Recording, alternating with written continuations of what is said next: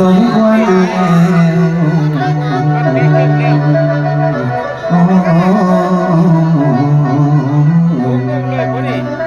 สีสังลาสมควรแล้วสีสังลาเดือดแฟนเดือดไว้หน่อยลาไอ้คนไหน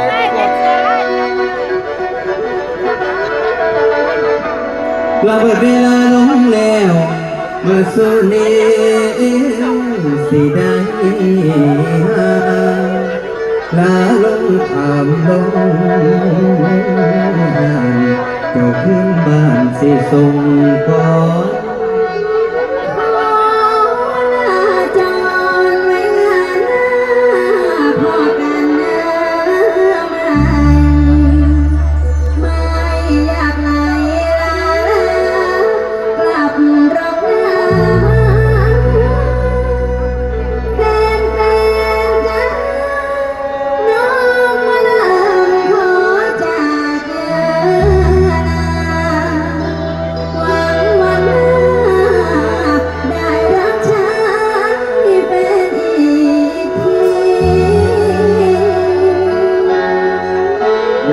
เลยล่ะถ้าใจมานี่ยาบาดแล้วดูขนาดนี้น้องลีน่าพี่พิมมานี่สิมาสิเลือนบ้านเลือนเมี่ยงขอแทบป้าพี่น้องอนุรักษ์วัฒนธรรมไทยสวัสดีพี่พิมอนุมาวดีหน่อยนะครับมาจัดเต็มขอแทบพร้อมด้วยศิลปินเฮาอนุรักษ์วัฒนธรรมอีสานเป็นวัฒนธรรมไทยเฮาตอนนี้เฮาได้เป็นวัฒนธรรมสงกรานต์ที่มีการประกาศจากยูเนสโกเป็นที่เรียบร้อยว่าเป็นของไทยเอาเสียงปรบมือพี่น้องครับโอ้เดี๋ยวมาแกเป็นดอกออกการตองเอาเตยยาวๆส่งทางพี่น้องกันแล้วกันในช่วงนี้ครับเอาให้รุ่นน้อยๆออกมาเสียดายไฟเขาเปลี่ยนใจด้วยเนาะและเสียงสอนนั่นเดี๋ยวพงสักพักนั่งอื่นที่พรกินข้าวสู่พี่น้องฟังครับผู้ก่อนขอสักคำ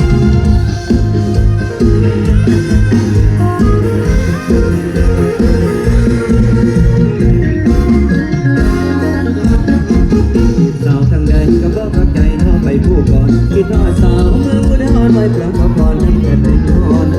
อายนำบึงการยินปูลังกาของใครสักคนเป็นไปได้เพื่อนรถให้เดินให้น้องเป็นแฟนได้รอ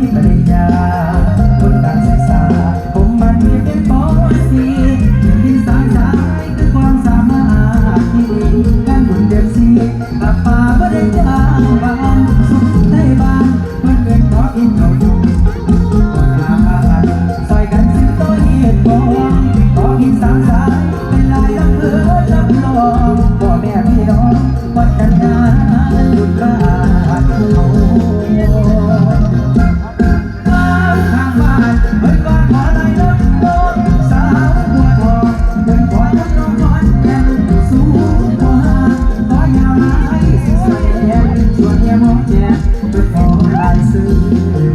มันไป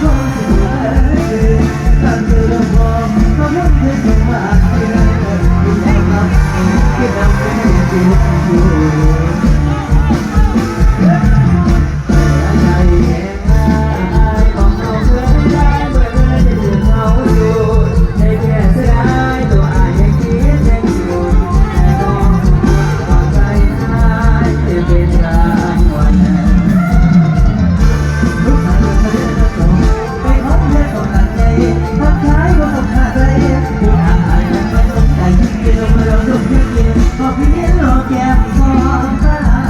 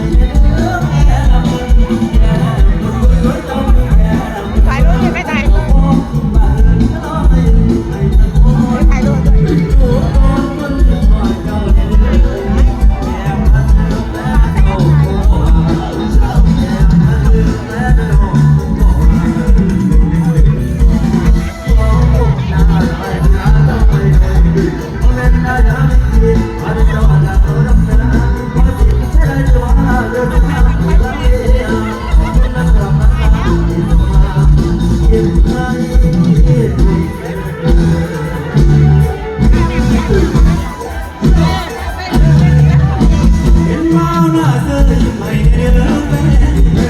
แก่เบิ่งวันน้อยเจ้าผู้แก่เบิ่งวันนั้นก็ว่าก็ลองยิ้มให้สักคนรู้ต้นคนที่พอเจ้าเด้อแค่มาเจอแฟนเจ้าคงบ่ว่าแค่มาเจอแฟนน้องคงบ่ว่า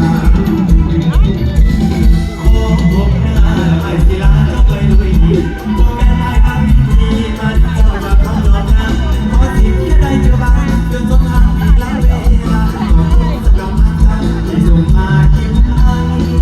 คนอื่น